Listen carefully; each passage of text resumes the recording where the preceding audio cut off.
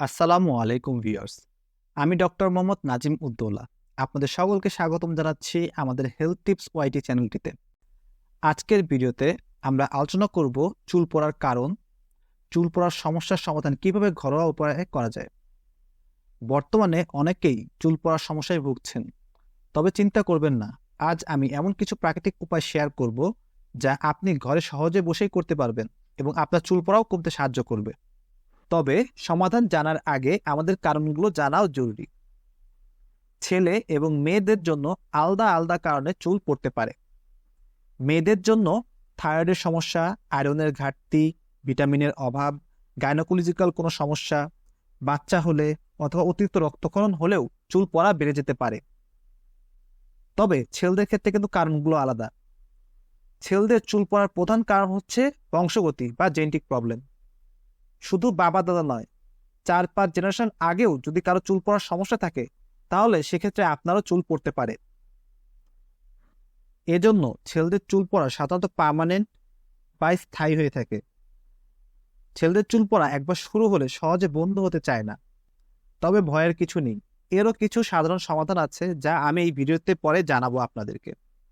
এছাড়া সামগ্রিকভাবে যেমন ছেলে এবং মেয়েদের উভয়ের ক্ষেত্রেই বড় কোনো অসুখ যেমন টাইফয়েড, ম্যালেরিয়া, কেমোথেরাপি, স্ট্রেস এগুলো বেড়ে গেলে আপনার চুল পড়তে পারে।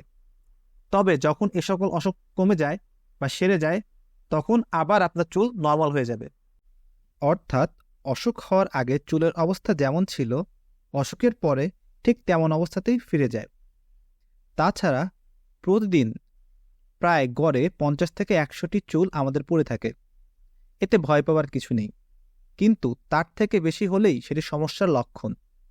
এখন আসুন আমরা এমন কিছু খাবার সম্পর্কে জানি যেগুলো খেলে আপনার চুল পড়া কমবে, চুলের বৃদ্ধি ঘটবে এবং চুল কালো এবং ঘন হবে। প্রথম খাদ্যটি হচ্ছে বাদাম। এতে আছে প্রচুর পরিমাণে ওমেগা-6 ফ্যাটি অ্যাসিড, যা চুলের গোড়া মজবুত করতে সাহায্য করে এবং চুল লম্বা করতে সাহায্য করে।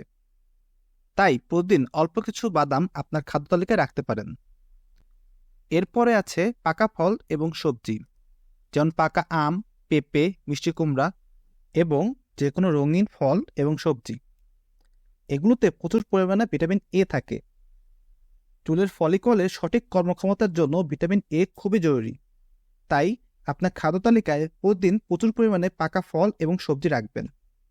এরপরে খাদ্যটি হচ্ছে মাছ। মাছের তেলে প্রচুর পরিমাণে ওমেগা-3 ফ্যাট রয়েছে, যা চুলকে ঘন এবং কালো করতে সাহায্য করে। এর সাথে মাছে প্রচুর পরিমাণে প্রোটিন থাকে, যা চুলের বৃদ্ধিতে সাহায্য করে। তার মানে এই নয় আপনাকে প্রতিদিন দামি দামি মাছ খেতে হবে। আপনি যে কোনো সাধারণ মাছ, যেমন ধরুন রুই, নলা, কাতল এবং অন্যান্য যে কোনো মাছ আপনি খেতে পারেন, এতে কোনো সমস্যা নেই। এরপরের খাদ্যটি হচ্ছে পালং শাক। পালং শাকে প্রচুর পরিমাণে iron, vitamin A, vitamin C, folate থাকে। এই সবগুলোই চুলের জন্য অত্যন্ত গুরুত্বপূর্ণ উপাদান। তাই আপনার খাদ্য তালিকায় আপনি চাইলে কিছুদিন পর পর পালং শাক রাখতেই পারেন। এরপরে রয়েছে প্রোটিন জাতীয় খাদ্য। আমাদের চুল আসলে প্রোটিন দ্বারা তৈরি, তাই চুলের বৃদ্ধির জন্য প্রোটিন জাতীয় খাবার অত্যন্ত জরুরি, যেমন মাংস, ডিম, ডাল, সিম, ছোলা। এ সকল খাদ্যে প্রোটিনের সাথে সাথে প্রচুর পরিমাণে আয়রনও থাকে, যা আপনার চুলকে ঘন এবং কালো করতে সাহায্য করে। সব শেষে রয়েছে টক জাতীয় খাদ্য, যেমন কাঁচা আম, আমলকি, জলপাই, কমলা, টমেটো।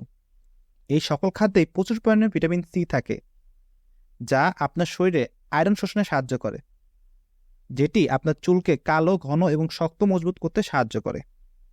এ সকল খাদ্যের পাশাপাশি আমি একটি গুরুত্বপূর্ণ ভিটামিনের কথা যোগ করতে চাই, সেটি হচ্ছে ভিটামিন ডি। ভিটামিন ডি আপনার চুলের জন্য অত্যন্ত গুরুত্বপূর্ণ, কিন্তু আমাদের শরীর সাধারণত ভিটামিন ডি তৈরি করতে পারে না, বা সাধারণত কোনো খাদ্যেও ভিটামিন ডি পাওয়া যায় না। তাহলে এই ভিটামিন ডি আপনি কিভাবে পাবেন? ভয়ের কিছু নেই, এর জন্য আপনাকে অনেক অর্থের প্রয়োজন হবে না। আপনি চাইলে প্রতিদিন কিছুক্ষণ সময় রোদে কাটাতে পারেন, যাতে আপনার ভিটামিন ডির অভাব পূর্ণ হয়।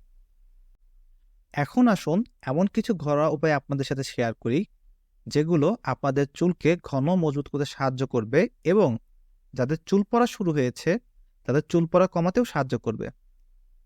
প্রথম উপায়টি হলো নারিকেলের তেল। নারিকেল তেল চুলে শুধু গোড়া মজবুত করতেই নয়, এটি মাথার ত্বকের ময়শ্চারাইজার হিসেবেও কাজ করে। এর অ্যান্টিব্যাকটেরিয়াল ও অ্যান্টিফাঙ্গাল গুণাগুণও রয়েছে, যা ত্বকের সংক্রমণ প্রতিরোধ করতে সাহায্য করে। কিভাবে ব্যবহার করবেন? প্রথমে একটু নারিকেল তেল হালকা গরম করে নিন। তারপরে তেল দিয়ে চুলের গোড়া এবং মাথার ত্বকে ভালোভাবে 10 মিনিট মাসাজ করুন। এরপর 1 ঘন্টা রেখে দিয়ে চুল হালকা শ্যাম্পু দিয়ে ধুয়ে ফেলুন। এটি সপ্তাহে 2 থেকে 3 বার করুন, এর বেশি নয়। এর সাথে একটা এক্সট্রা টিপস শেয়ার করি। নারিকেলের তেলের সাথে কিছু ক্যাস্টর অয়েল মিশিয়ে নিলে ফলাফল আরও ভালো হয়, কারণ ক্যাস্টর তেল চুলের বৃদ্ধিতে সহায়তা করে। দ্বিতীয় উপায়টি হলো পেঁয়াজের রস। পেঁয়াজে প্রচুর পরিমাণে সালফার থাকে এবং গবেষণায় দেখা গেছে সালফার চুলের জন্য অত্যন্ত উপকারী। এটি চুলের বৃদ্ধি ঘটায়, চুলের গোড়ায় রক্ত সঞ্চালন বাড়ায় এবং চুল পড়া কমাতে সাহায্য করে। কিভাবে ব্যবহার করবেন? একটি বড় পেঁয়াজ নিয়ে সেটি ভালো করে ব্লেন্ড করে রস বের করে নিন। এরপর এই রসে অল্প একটু নারকেল অয়েল ব্যবহার করবেন। সেটি আপনার চুলের গোড়ায় 30 মিনিটের জন্য লাগিয়ে অপেক্ষা করবেন। এরপর শ্যাম্পু দিয়ে ধুয়ে ফেলবেন। এটি সপ্তাহে 2 থেকে 3 বার করলেই আপনার চুলের জন্য যথেষ্ট। মেথি বীজ। মেথি বীজে রয়েছে প্রোটিন ও নিকোটিনিক অ্যাসিড, যা চুল পড়া রোধ করে এবং চুলের বৃদ্ধি ত্বরান্বিত করে। এটি বিশেষ করে ড্রাই স্ক্যাল্প বা যারা খুশকির সমস্যায় ভুগছেন এমন ব্যক্তিদের জন্য ভালো। কিভাবে ব্যবহার করবেন? 1 টেবিল চামচ মেথি বীজ সারা রাত পানিতে ভিজিয়ে রাখুন। পরের দিন সেটি পেস্ট করে মাথায় এবং চুলের গোড়ায় লাগান। 30 মিনিট রেখে তা শ্যাম্পু দিয়ে ধুয়ে ফেলুন। সপ্তাহে 2 বার এই পদ্ধতি অনুসরণ করুন। Aloe vera gel. অ্যালোভেরা জেল চুলের জন্য খুবই উপকারী। এটি চুলের শুষ্কতা দূর করে, মাথার ত্বকের পিএইচ বজায় রাখে। কিভাবে ব্যবহার করবেন? অ্যালোভেরার পাতা কেটে জল বের করে সরাসরি চুলের গোড়ায় লাগান। 20 মিনিট রেখে তা ভালোভাবে ধুয়ে ফেলুন।